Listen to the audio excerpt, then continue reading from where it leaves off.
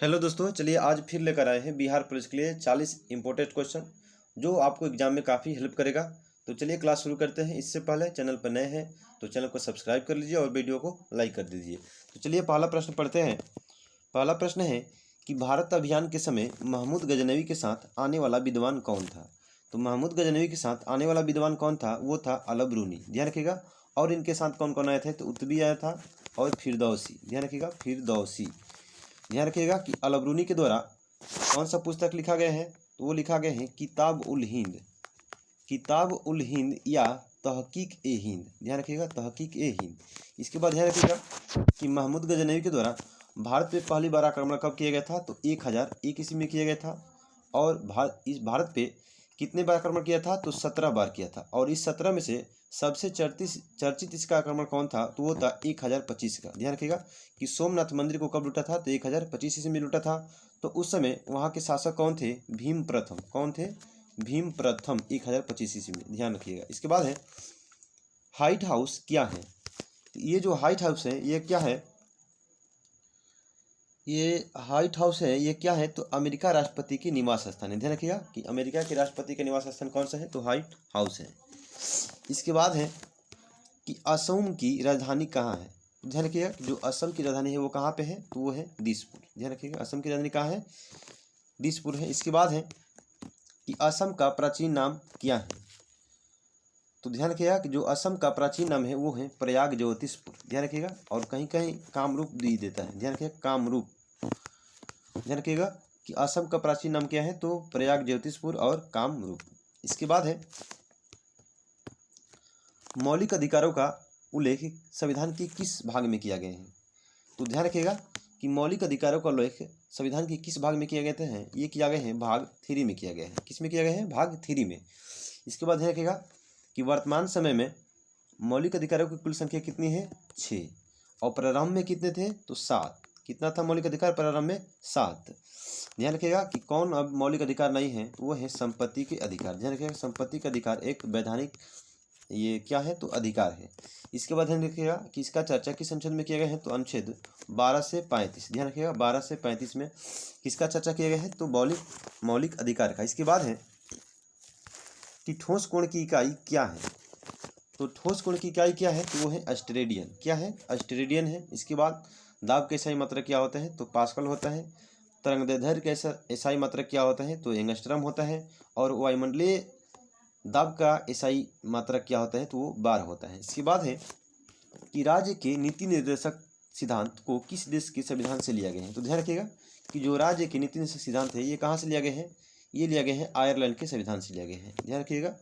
और जो राज्य के नीति निर्देशक तत्व है इसका चर्चा किस अनुच्छेद में किया गया है, तो अनुच्छेद 36 से 51 में किया गया है। ध्यान रखिएगा। इसके बाद है किस भाग में किया गया है, तो वो किया गया है भाग 4 में। ध्यान रखिएगा भाग 4 में किया गया है। नीति निर्देशक सिद्धांत का चर्चा किस भाग में किया गया है, तो भाग 4 में किया गया है। इसके बाद है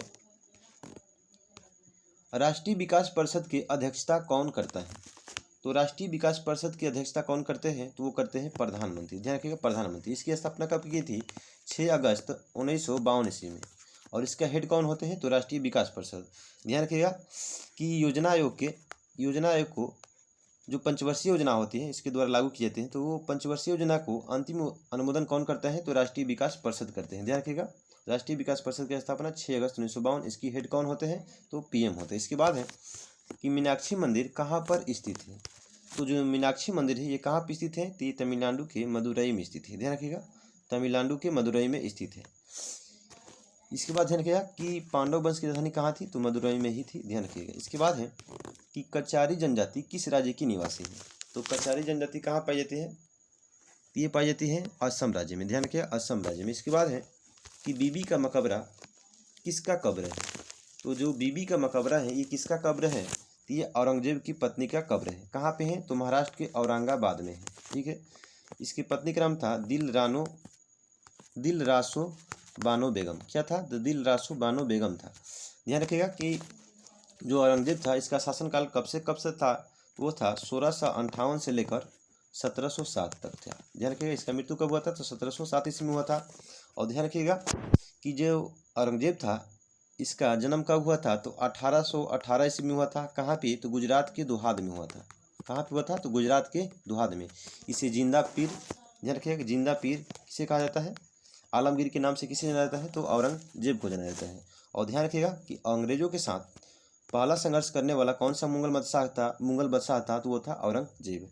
और 1679 ईस्वी में इनके द्वारा फिर से पुनः जाजिया कर को लगाया गया था। इसके बाद है कि प्राचीन ओलंपिक खेल का आयोजन सर्वप्रथम कहाँ पर हुआ था? तो कहाँ पर हुआ था? वो हुआ था ग्रीस में हुआ था। कब? तो 776 ईसा पूर्व में हुआ था। लेकिन ध्यान रखिएगा कि आधुनिक ओलंपिक खेल की शुरुआत कब हुआ था? तो 1896 ईस्वी में हुआ था। और आधुनिक ओलंपिक खेल के जन्मदाता किसे कहा जाता है? तो पियरे डी कुबर्टिन को कहा जाता है। इसके बाद है कि बोरोबुदुर का प्रसिद्ध मंदिर, बौद्ध मंदिर किस देश में है? तो ध्यान रखिएगा कि बौद्ध मंदिर है ये कहाँ पे? तो बोरोबुदुर में है। ये कहाँ पे है? तो इंडोनेशिया में है। ध्यान रखिएगा कि विश्व का सबसे बड़ा बौद्ध मंदिर कहाँ पे है? तो ये इंडोनेशिया के बोरोबुदुर में है। इसके बाद है कामाख्या मंदिर कहाँ पर स्थित है? तो ये है असम में स्थित है। ध्यान रखिएगा कामाख्या मंदिर कहाँ पर स्थित है? तो असम में है। इसके बाद है कि अजंता की गुफा कहाँ पर स्थित है? तो जो अजंता की गुफा है ये कहाँ पर स्थित है? तो ये महाराष्ट्र के औरंगाबाद में है। ध्यान रखिएगा एलोरा की गुफा भी कहाँ पे है? तो महाराष्ट्र के एलोरा में है। और ध्यान रखिएगा इसका निर्माण किसके द्वारा कराया गया था? तो राष्ट्रकूट वंश के शासक कृष्ण प्रथम के द्वारा करवाया गया था। ध्यान रखिएगा। इसके बाद है क्वेश्चन है कि भारत द्वारा प्रक्षेपित प्रथम उपग्रह कौन है? तो भारत द्वारा जो प्रक्षेपित प्रथम उपग्रह है वो है आर्यभट्ट। इसका परीक्षण कब किया गया था? प्रक्षेपण किया गया था तो 19 अप्रैल 1975 ईस्वी में किया गया था। क्या किससे किया गया था? तो यूएसएसआर के द्वारा किया गया था। ठीक है, बैकानूर से। इसके बाद है कि प्ले ग्राउंड ऑफ यूरोप, ध्यान रखिएगा यूरोप का खेल मैदान किसे कहा जाता है? वो कहा जाता है स्विट्जरलैंड के। ध्यान रखिएगा कि पूछा जाए कि प्ले ग्राउंड ऑफ यूरोप किसे कहा जाता है? तो वो कहा जाता है स्विट्जरलैंड का। और स्विट्जरलैंड की राजधानी कहाँ है? तो बर्न। ध्यान रखिएगा स्विट्जरलैंड की राजधानी बर्न। इसके बाद है अमेरिकी स्वतंत्रता संग्राम का नेतृत्व किसने किया था? तो ध्यान रखिएगा कि अमेरिकी स्वतंत्रता संग्राम का नेतृत्व किसके द्वारा किया गया था? तो जॉर्ज वाशिंगटन के द्वारा किया गया था। किसके द्वारा किया गया था? तो जॉर्ज वाशिंगटन के द्वारा किया गया था। और ध्यान रखिएगा कि अमेरिका के प्रथम राष्ट्रपति कौन थे? तो जॉर्ज वाशिंगटन। कौन थे? George Washington. इसके बाद है कि भारत का सबसे बड़ा जलप्रपात जोग या गरसोपा कर्नाटक में किस नदी पर स्थित है? तो ध्यान रखिएगा भारत के सबसे बड़ा जलप्रपात जोग या गरसोपा किस नदी पे स्थित है? तो वो है शरावती नदी पे। कहाँ पे है? तो ये कर्नाटक में है। ध्यान रखिएगा। लेकिन भारत के सबसे ऊंचा जलप्रपात कौन सा है? तो वो है कुंचिकल जलप्रपात। कुंचिकल जलप्रपात जो किस नदी पे है? तो बराही नदी पे है। कहाँ पे स्थित है? तो कर्नाटक में ही स्थित है। ध्यान रखिएगा। इसके बाद है कि काजीरंगा राष्ट्रीय उद्यान भारत के किस राज्य में स्थित है? तो जो काजीरंगा राष्ट्रीय उद्यान है कहाँ पे स्थित है? तो असम में स्थित है। ध्यान रखिएगा असम में स्थित है। किसके लिए प्रसिद्ध है? तो एक सींग वाले गेंडे के लिए। ध्यान रखिए एक सींग वाले गेंडा पाया जाता है। कहाँ पे? गेंडा पाया जाता है। कहाँ पे? तो काजीरंगा नेशनल पार्क में। इसके बाद है कि क्यूबिज्म का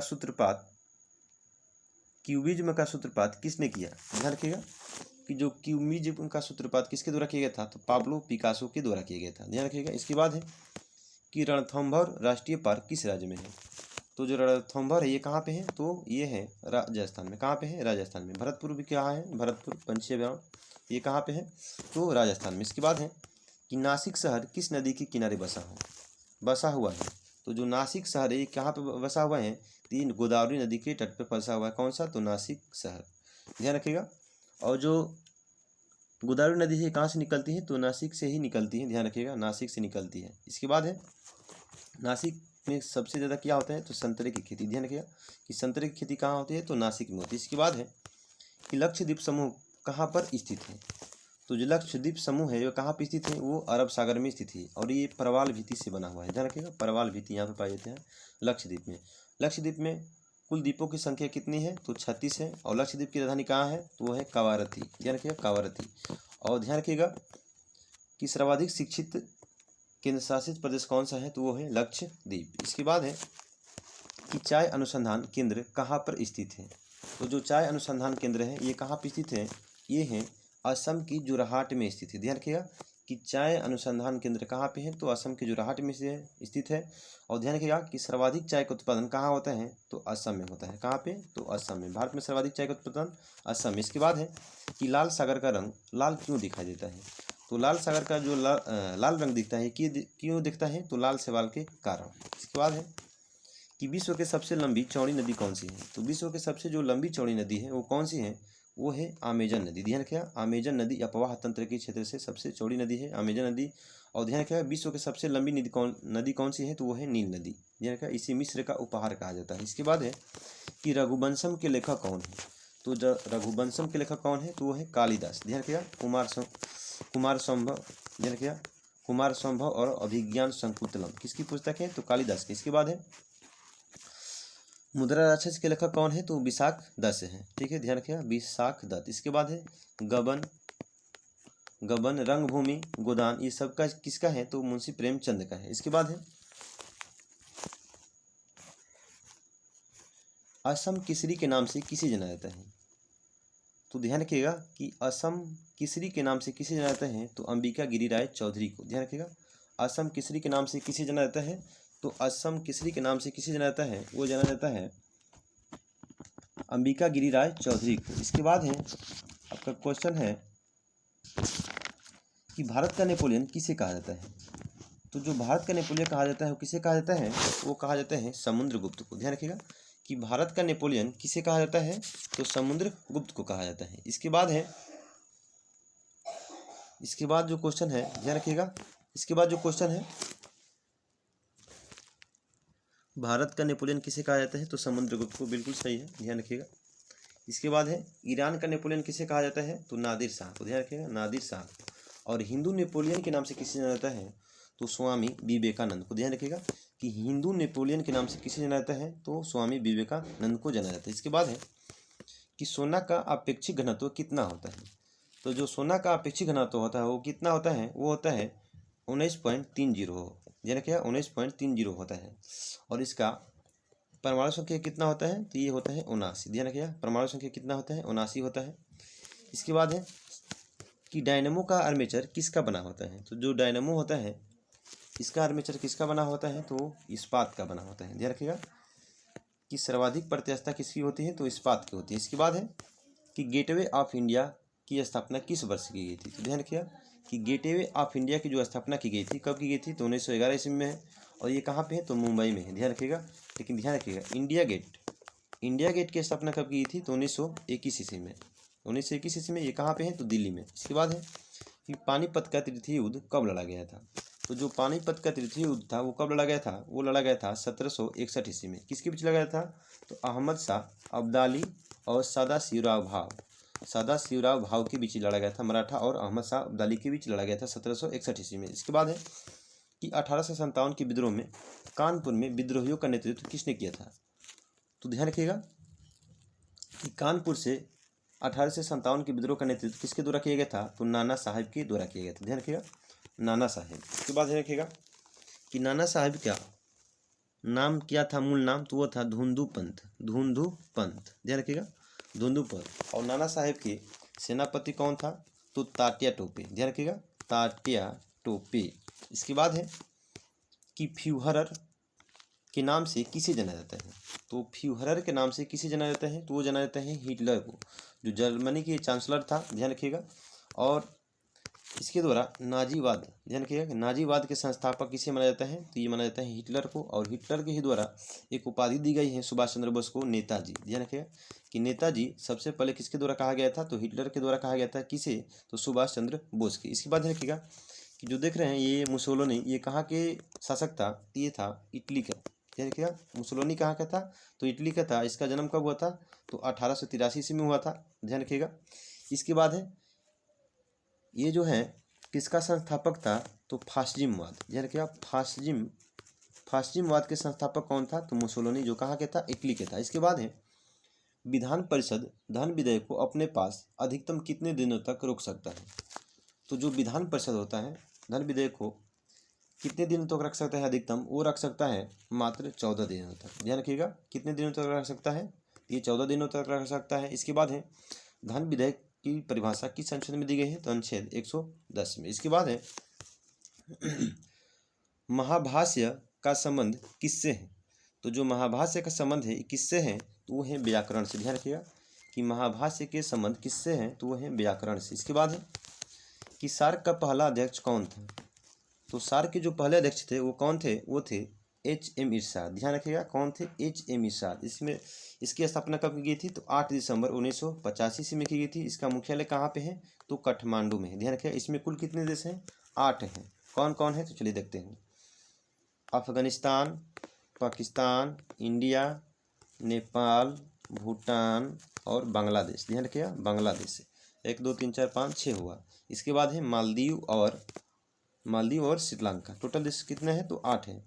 ध्यान रखिएगा कि सार्क का अंतिम देश कौन सा है, यानी 8वां कौन सा है, तो ये अफगानिस्तान है। ये कब शामिल हुआ था, तो 2007 ईस्वी में इसका सदस्य बना था। ध्यान रखिएगा कि 2007 ईस्वी में ये बना था। इसके बाद है कि भारत में सर्वप्रथम पेट्रोलियम की खोज कहाँ हुई।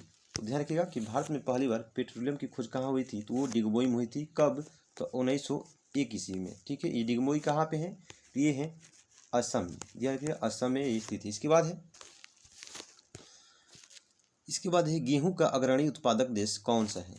तो सर्वाधिक गेहूं का उत्पादन कहाँ पे होता है, तो वो होता है चीन में। कहाँ पे होता है, चीन में होता है। इसके बाद है क्या कि सर्वाधिक गेहूं का उत्पादन भारत में कहाँ होता है, तो वो होता है यूपी में। ध्यान रखिएगा यूपी में। और चावल कहाँ होता है, तो पश्चिम बंगाल में। इसके बाद है कि गोंडवाना कोयला क्षेत्र किस राज्य में स्थित है। ध्यान रखिएगा कि जो गोंडवाना है वो कोयला क्षेत्र से संबंधित है। ये कहाँ पे है गोंडवाना कोयला क्षेत्र, ये है मध्य प्रदेश में। ध्यान रखिएगा कि मध्य प्रदेश में कौन सा कोयला क्षेत्र है, तो वो है गोंडवाना लैंड। ध्यान रखिएगा तांबा के उत्पादन में कौन सा राज्य अग्रणी है, तो वो है मध्य प्रदेश। ध्यान रखिएगा साथ ही साथ मसाला के उत्पादन में कौन सा है, तो मध्य प्रदेश है। इसके बाद ध्यान रखिएगा कि इसे टाइगर स्टेट कहा जाता है। क्या कहा जाता है, टाइगर स्टेट। तो चलिए दोस्तों, हम उम्मीद करेंगे कि वीडियो आपको काफ़ी पसंद आएगा। अगर हमारा वीडियो पसंद है तो चैनल को सब्सक्राइब और वीडियो को लाइक ज़रूर करिएगा। ठीक है, देखने के लिए थैंक्स फॉर वॉचिंग।